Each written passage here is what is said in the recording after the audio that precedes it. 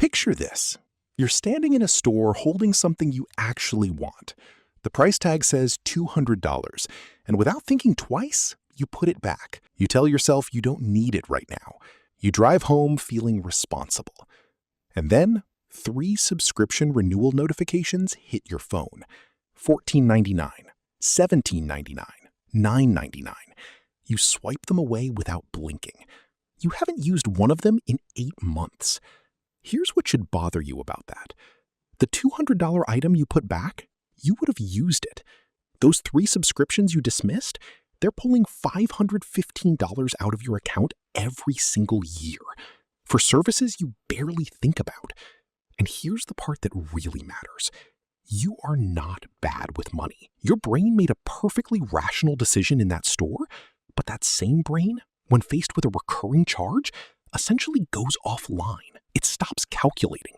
It just lets it happen. There's a name for what your brain is doing. And once you understand it, you will never look at a subscription the same way again. My name is Nick, and I spend way too much time thinking about money and why people who are genuinely trying to do the right thing financially end up bleeding money in ways they never see coming. Hit that subscribe button if you want to understand the real mechanics behind your financial decisions. So why does this happen?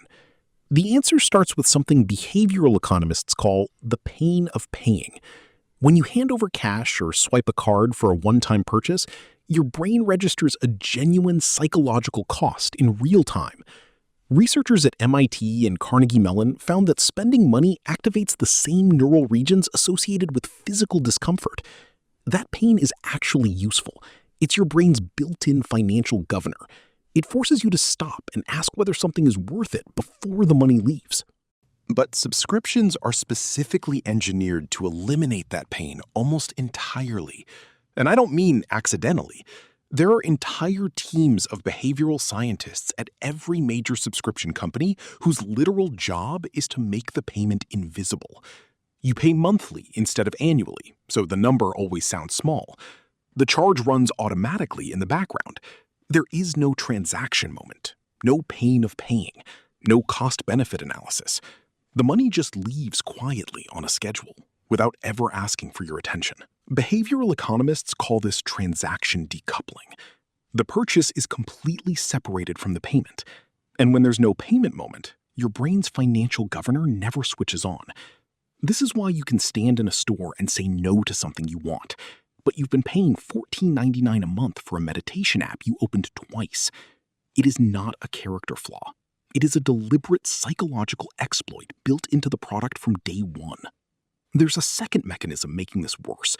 It's called hedonic adaptation. Human beings are remarkably good at getting used to things. When you first subscribe to something, you use it, you enjoy it, you get value from it. But within a few months, it fades completely into the background of your life. Unlike a physical purchase sitting in your closet reminding you it exists, a streaming service you haven't opened in 4 months leaves no trace, no reminder, no moment forcing you to reevaluate.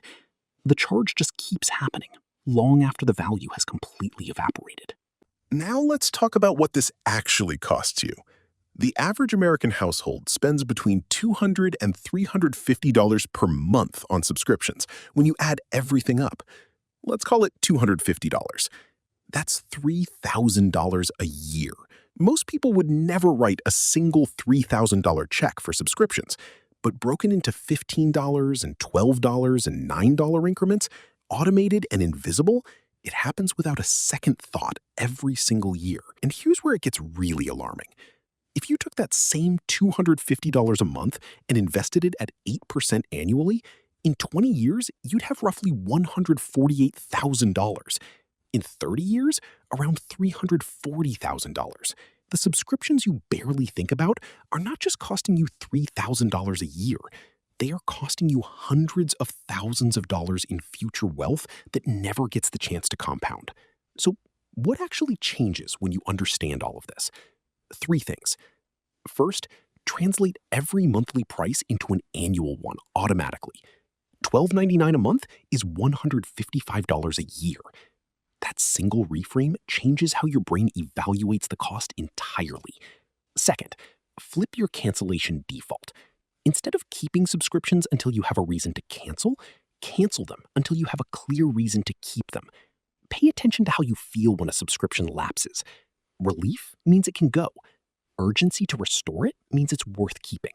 Third, do a quarterly audit. 4 times a year, pull up your bank statement and list every recurring charge. For each one, ask yourself one question. If I had to write a check for this right now, would I?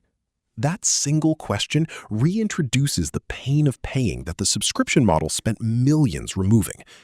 Your brain has a real and documented vulnerability when it comes to recurring charges, and that vulnerability is being actively and intentionally exploited by some of the most sophisticated consumer psychology operations that have ever existed.